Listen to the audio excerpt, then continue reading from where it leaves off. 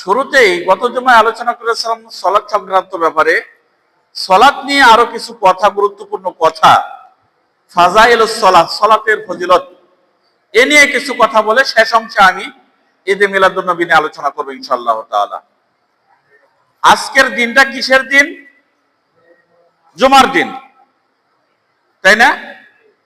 আজকে সরকারি বন্ধ, সব ছুটি। মুসলমানদের জন্য এটা আনন্দের দিন, খুশির দিন, ঈদের দিন, জুমার দিন। ইহুদিদের জন্য শনিবার, খ্রিস্টানদের জন্য রবিবার, মুসলমানদের জন্য শুক্রবার, এই জুমার বার, জুমার দিন। জুমা অর্থ কি? জুমা অর্থ হলো একত্র হওয়া। সপ্তাহে একটা দিন জামে মসজিদে, জুমার মসজিদে মুসল্লিরা আসবে।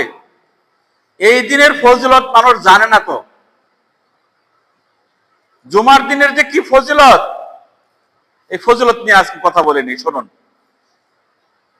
জুমার দিন এমন একটি সময় রয়েছে যে সময় মানুষ আল্লাহর দরবারে যা চাবে, আল্লাহর দরবারে যা চাবে তা পাবে, তার দোয়া কবুল হয়।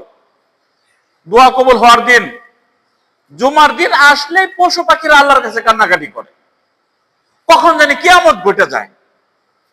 জুমার দিনকে ভয় পায় পশু পাখিরা, একদিকটা কিয়ামত যাতে না হয়, এই জন্য আল্লাহর কাছে ইস্তেগফার কামনা করে, মাপ চায়, ক্ষমা চায়।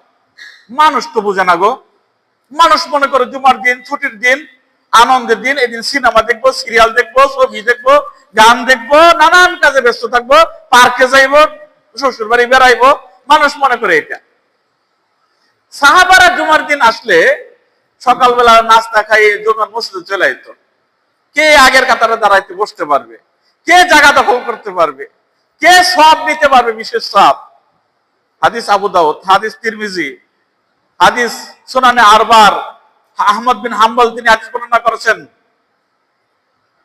যে এই ব্যক্তি জুমার দিন, আন আউস ইবনে আউস রাদিয়াল্লাহু তাআলা, আউস ইবনে আউস থেকে বর্ণিত, যে এই ব্যক্তি জুমার দিন সকাল সকাল প্রস্তুতি নিবে। মান বাক্কারাই বাক্কেরও, নিজে প্রস্তুতি নিবে, অপরকে প্রস্তুতি করাবে জুমার জন্য। গাছারাই গাছছিল, নিজে গোসল করবে, তার পরিবারকে বলবে ভাই আজকে গোসল করো, তাড়াতাড়ি গোসল করো, আজকে জুমার দিন। গোসল করলো পরিবারকে